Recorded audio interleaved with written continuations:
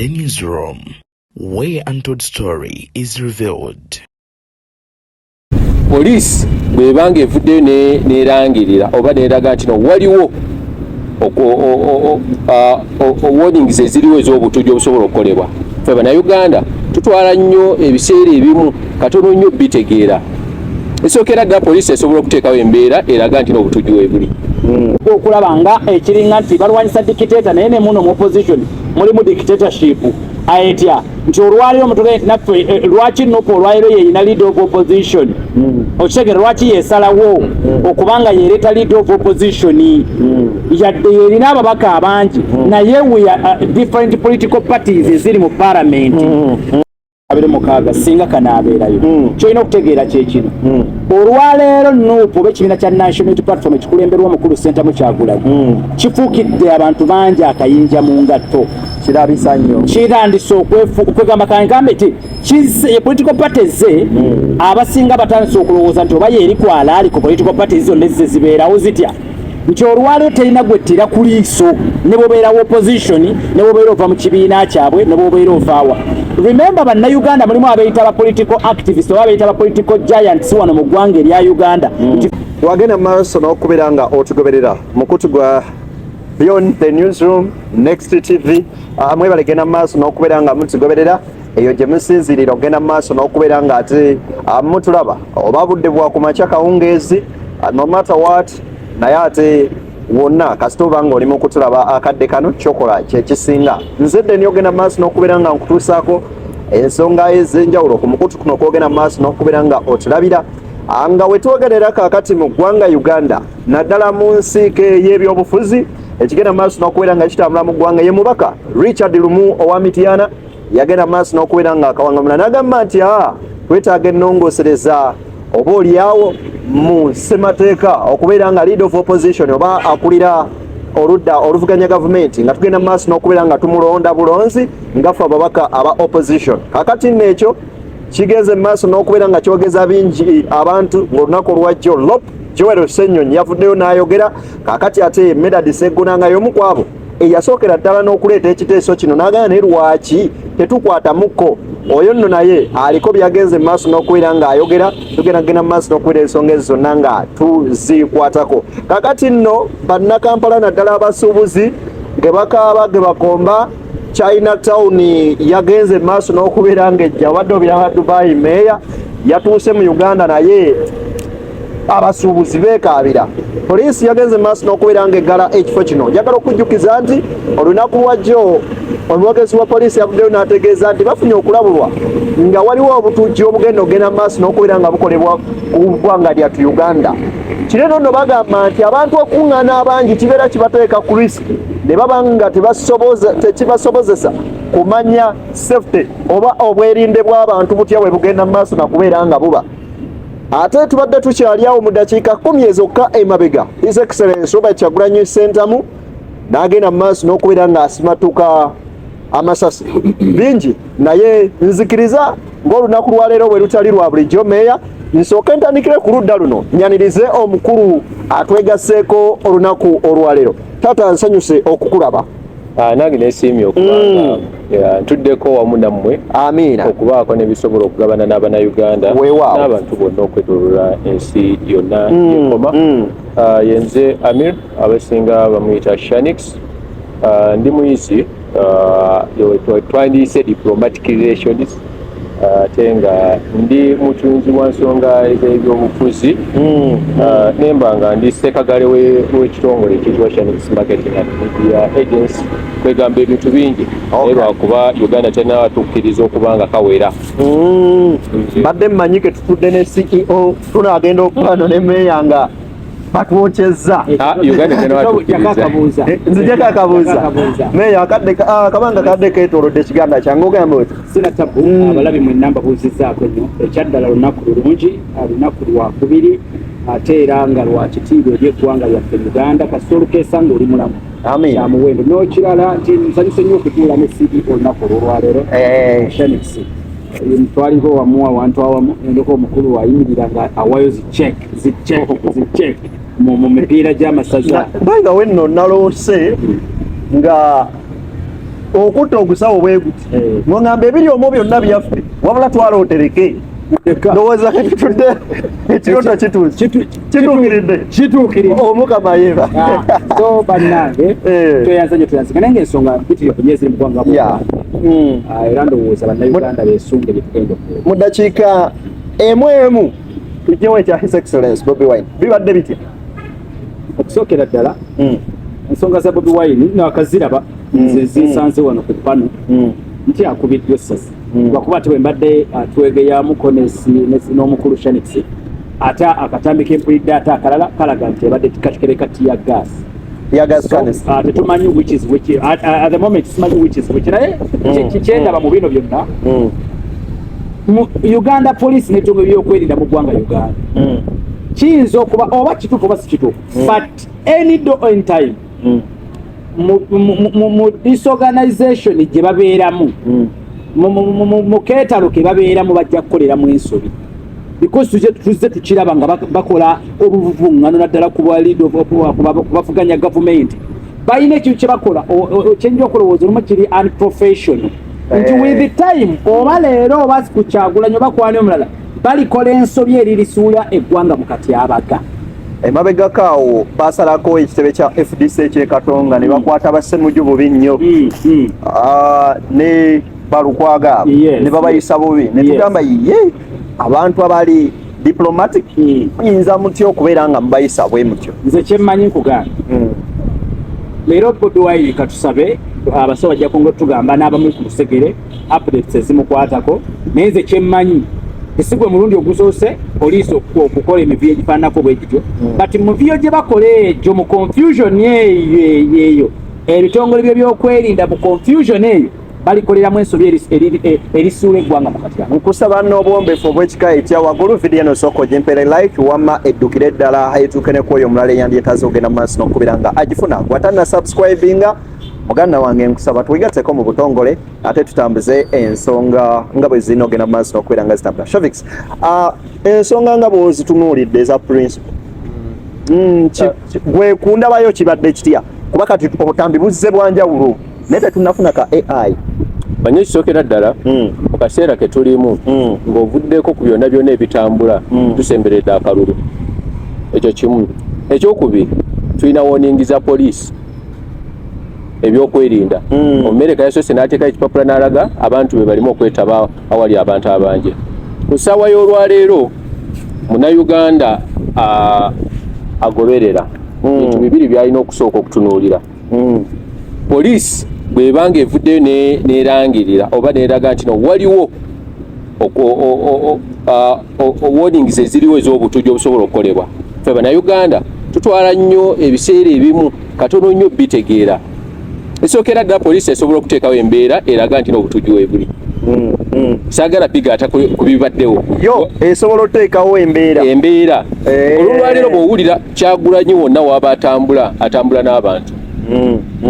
mu mbeera ey'okuziyiza abantu okubeera mu nkuŋŋaana ekozesa eryanyo lyonna erisoboka okuziyiza abantu okukuŋŋaana kakitwale mu mbeera efaanana bwe yabadde ekugumbula abantu abakubye olukuŋŋaana we lubanga lubaddewo awo wennyini sigenda kubeera nga nnyongerako kuba ate tuyinza okugaziya ensonga eyo meeya ensonga ya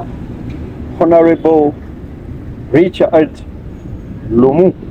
okuvaayo n'agamba agenze kuteekateeka bill oba kye twandiise amendment ennongoosereza mu tteeka butya omubaka akulira oludda oluvuganya gavumenti lwayinza okubeera ng'alondebwamu nalabyeko tweet ya oba ebera tweet ekyali tweet oba ebera x ya Charles Peter Mayiga ng'agamba bwe yasinkanako eyali leader of opposition ebiseera ebyo was it 2013 Nathan Nandala Mafwali Nandala Mafwali mu 2016 n'amugamba nze ndaba nga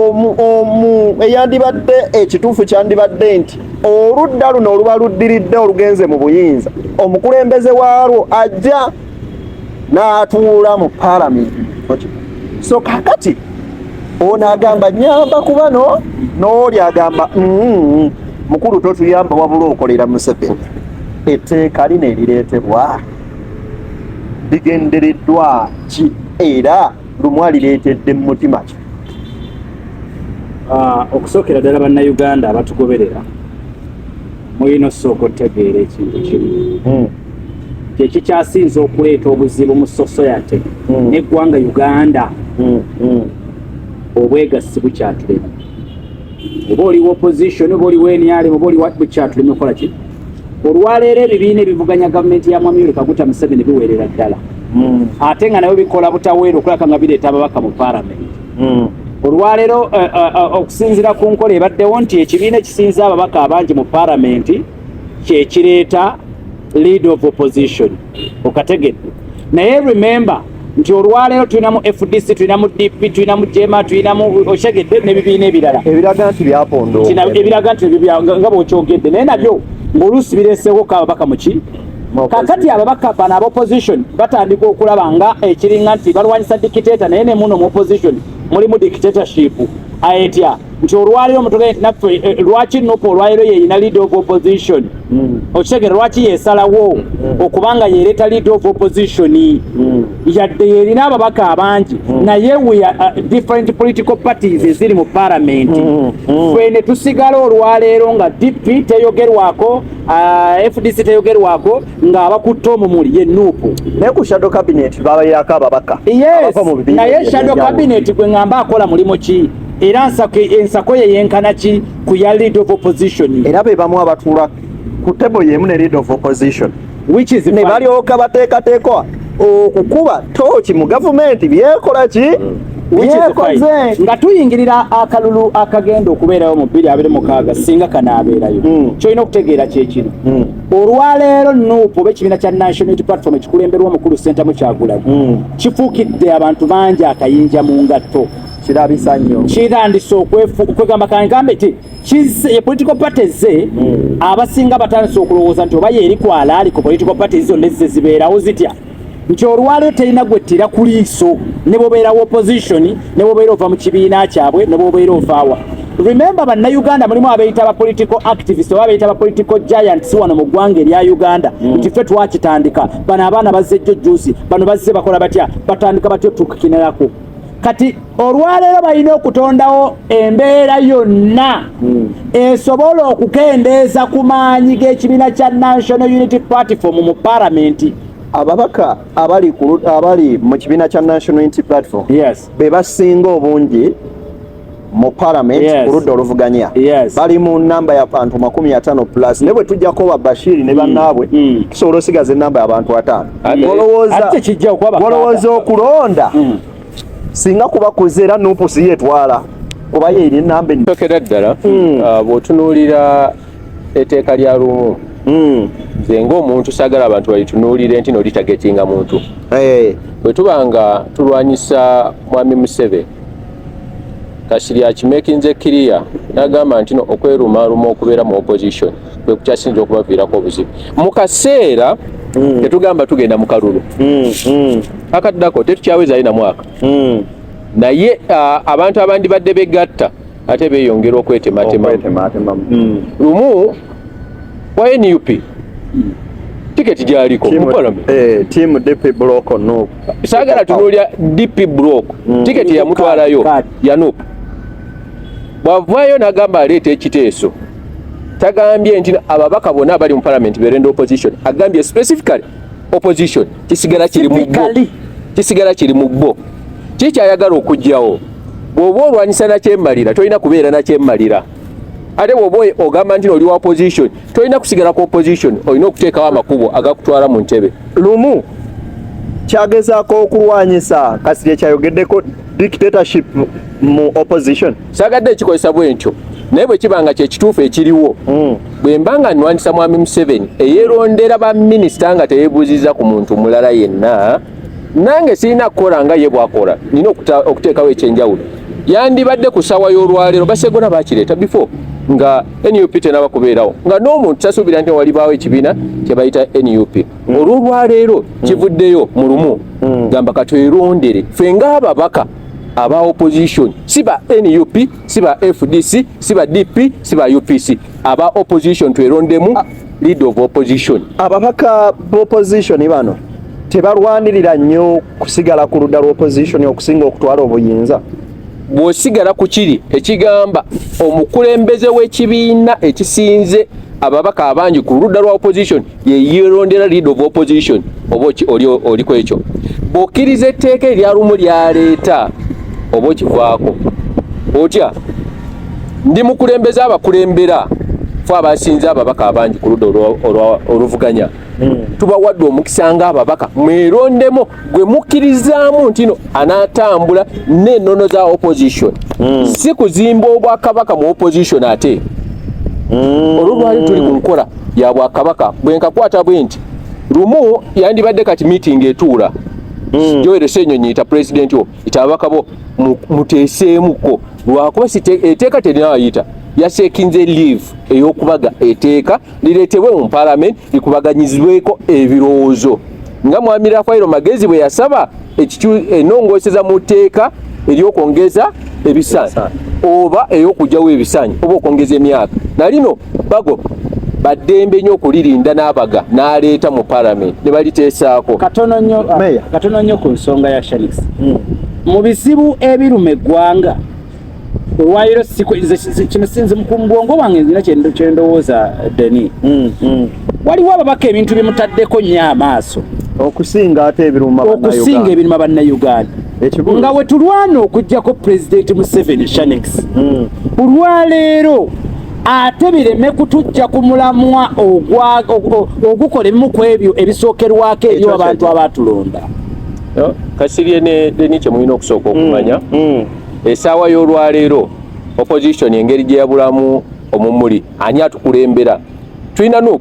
nupu bw'ogibuuza obulungi n'obuuza mwami Kyagulanyi ne ttiimu ye njagala mumbuulire direction yammwe eriwa ng'ovudde kulabisa tebagina.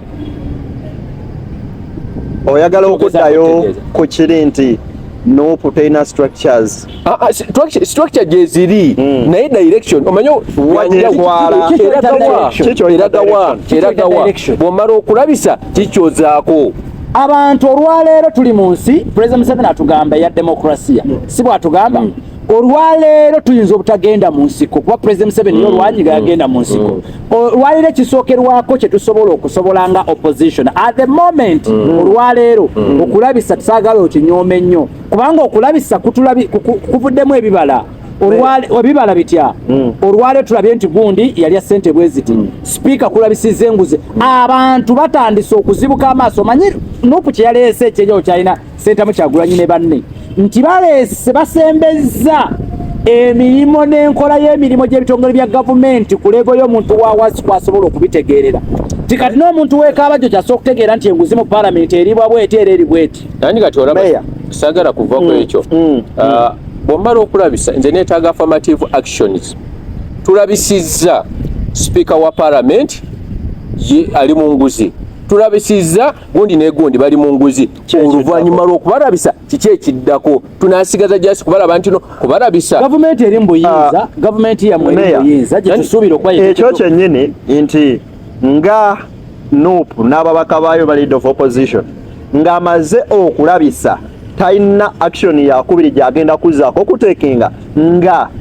President Museveni yennyini yalemesa IGG okukola kye tuyita lifestyle audit nti gwe Speaker Anita Amonge oyina ebyobugagga bwebiti ne bwebiti oyambala ekyeteeyi kya sente bwezi ne bweziti okusinziira ku byobugagga byokoze mu myaka 3 ku kisanja emyaka 5 badde olina sente bweziti kisukkulumye ne bweba looni tetuuka waawo singa twali tutuusaawo twandigambye nti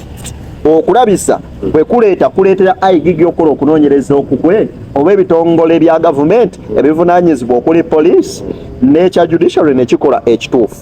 naye byonna biremereddwa ekiraga nti President Museveni ali standing still ku ekyo kyakola ki kyayagala. Leno ne MC saagala tuve ku side eno egamba leader of opposition yokera checks and balance ku government nze muntu akkiriza mu kulabisa naye neetaagako step endala esuuka mu kulabisa eriwa ekyokulabirako mu audit report eyakafuluma yafulumiza ng'eraga nti ebibiina by'obufuzi byafuna ssente okuva mu electoral commission okuddukanya emirimu gyayo mu nnamba emu defaulter etalina accountability yalina opo number 1 on the list yalina opo yeyagala okulabisa naye mu kulabisa kwabwe tebafyucaringa nga beeraga nti no bannaffe nga ffe esente zetwafuna 1 twagula mu kitebe eyo ye affirmative action gye twetaaga olabisizza akulira ekitongole ky'ennyonyi aspendinze sente bwezit okay omubaka wa parliament mu opposition katono nnyo ana okola audit bwe tumala okulabisa sente mu Kyagulanyi akulaze nti banne commissioner alekulire aganye okulekulira ng'aba mu defendinga ye government eri mbuyinza bwe tugenda nzija njagala kwebuuza ani alina okumaliriza kino okay ekisooka tekiddayo eri government no njagala tugende bwe tuti ntino ababaka ba parliament bennyini mu opposition bwe tubanga tuli kitole tuvaayo ne tugamba kyetu okusinziira ku okulabisa kwaffe kwe twakoze etteeka lino twagala bill tugenda kitwala mu parliament tukidiscussingeko kyekisookerako ddala mmanyi bw'okitwala ku floor ya parliament kigenda kubeera minated walemerera okukiggusa naye oyina step gyewakola ki then enebeera ku social media gwe bw'otunuulira attacks jona nasomye posti ya Katikkiro nga yakagisaayo attack ze bamukozeeko zokka ye nope kiri kye tugamba okulabisa bw'otunuulira lumu sinaba kulabayo mubaka wa opposition ku side ya nope asobola omutuuze n'amugamba okay counter attacking ebiru yo njatakinga na kino eyandibadde solution ya mu progress ya ng'ekibiina agenda maaso n'okubeera nga otugoberera okola kya muwendo mungi nno n'akadde we kagenda maaso n'okubeera nga oba oliawo katusalako meya ndowooza tukoseyo eddakiika nga 3-5 ku nsonga za Chinatown yaggaddwawo okusinziira ku ggwe kyekyagazaawo Chinatown yabaffe okubeerawo kwayo kukyusizza kutya ebyenfuna by'eggwanga lyattu Uganda oteeka na ngeri ki gye kyaffectinzeemu abasuubuzi okusookera ddala Chinatown bannayuganda mulina okusooka ne mutegeera nga temunaba na kulowooza birala byonna kubeera excited ebintu bya layisi Chinatown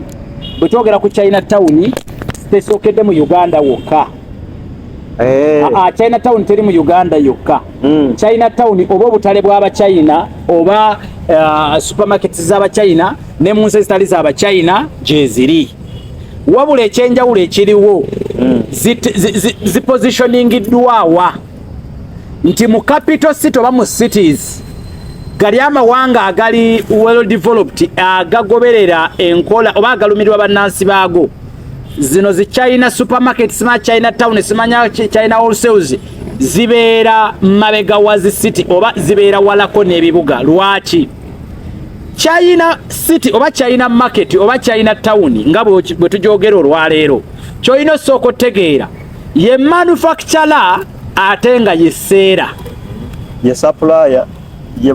nkugambye ye manufacturer ate nga yeseera yakola ebintu ate nga yabitunda omulese mu capital city eyetolerwamu ebyobusuubuzi byonna mu ggwanga point yangu ntegeera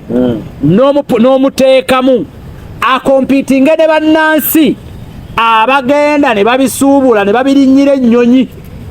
ne bajjayo mu mawanga ge China ne basuubula ne bakomako wano n'obatakisinga byonna value added taxes babikoze bitya ifris byonna agenda okutuuka okuba nga akiproduce oba okukitunda nga naye alina kufuba nnyo okusooka kujjako zino zonna expenses then alyoka akuwa omuwendo ogw'enkomeredde gwe omuntu wawansi koyina okugula wano mu Uganda China town oba China market twandibadde tetugirinaako buzibu onfuna bulungi because tuli mu nsi enjavu era naye eyayaana okufuna ekintu ekyalayisi naddala mu bantu aba bulijjo okitegedde naye okitaddewa omanyi njagala owulize ne wano wampadde eddakiika ntono nnyo sisitimu y'amawanga ga Africa naddala ag'amaavu abasajja abakulembeze kye basooka okukola kye kino kwe kukwavuwaza bw'amala okukwavuwaza n'aleeta sisitimu gye twandiise eya sympathy. Eya sympathy bwejja tejja na solution ovudde otya mu bwavu. Ntegerekese bulungi. Tajja na solution ovudde otya mu bwavu. Ajja na solution akukuumidde atya mu bwavu bwo nga tokyankalanye naye ng'ofiiringa olinga ali contented yatya. Kwe kuleetera China Town n'agikukubirawo ne products zaayo eza layisi kuba yabyekolera yabyetundira yeyegerekera omusolo ne waali oluusi bamuwedde ku percentage ntono n'amasanyalaze okategedde bulungi. Kaakati n'agikukubako munnansi n'osagambiza n'okyawa.